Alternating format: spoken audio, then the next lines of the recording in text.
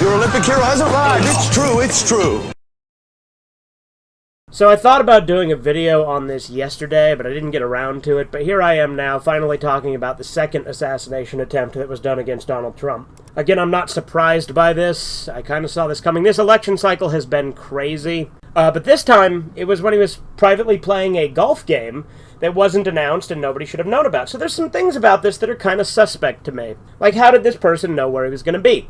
To me, a lot of this seems like it could be some Fed shit. Like, again, I'm not going to say for sure it is, but it's just kind of suspicious. It seems like they really want him gone. But right now he's going 2-0 on these bitches. But in addition to them trying to take him out twice, both times they try to spin the narrative to make these guys seem like right-wingers who were out for him, when if you actually do even a second of research looking into them, both of them have been sympathetic to leftist causes. This last guy is supportive of the Ukraine. They'll twist and turn anything to try and get the narrative to fit, like saying, oh look, leftists don't do any violence, when, you know, obviously they do more violence.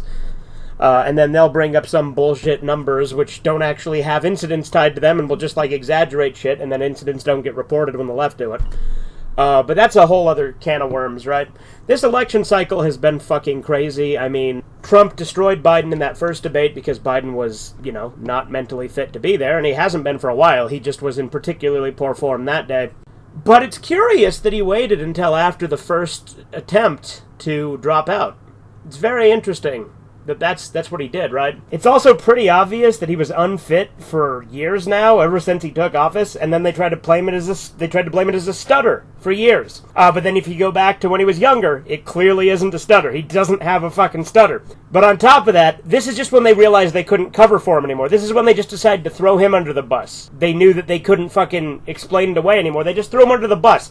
I almost feel like it was intentional the way they sabotaged him. Now, this second debate that he did with Kamala, a lot of people have been kind of black-pilled on it and claiming that he somehow did bad. I think Trump did phenomenal there. Like, it wasn't like a home run. It didn't knock everything out of the park.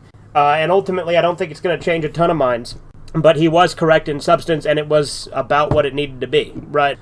People will play the fucking Haitians eating dogs and cats thing, and granted, I think that's going to backfire, because, you know, meme magic got him in the first time, it can probably get him in the second time. But people are fucking retarded. They'll just believe what they're told and not what they see, right? They don't believe their lying eyes. Like, there's literally video footage of these Haitians grilling up pets, and people will just still dismiss it as a lie. But not only that, but you can find articles from 10 years ago that confirm that Haitians do in fact traditionally eat cats. It's something that they often do.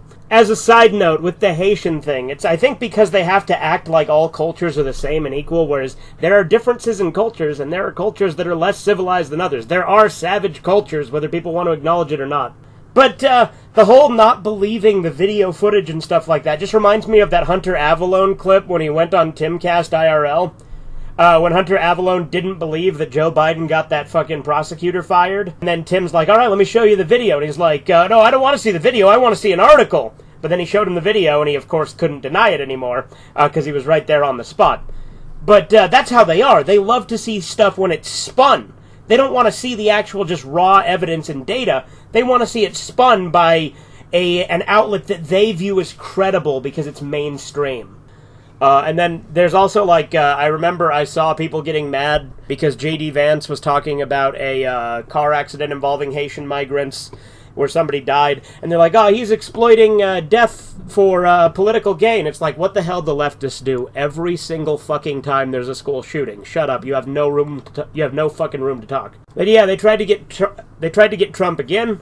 2 assassination attempts, a presidential candidate dropping out mid-race close to the end. Like, this is all shit that's unprecedented. It's nuts. This is a crazy election year, and it's only going to get crazier, I'm sure. And even after the election, I'm sure no matter what happens, it is going to be crazy. And, you know, I'm not exactly the most optimistic guy. Even if Trump gets in, I think it is, in a lot of ways, delaying the inevitable. Obviously, I'm voting for Trump. Obviously, I want Trump to get in, because if we want any chance to salvage any of the society we had back, that's the only option. Not to mention, I can't just let a woman get in office. I would like to shout out, yet again, Fugitive Red Eye.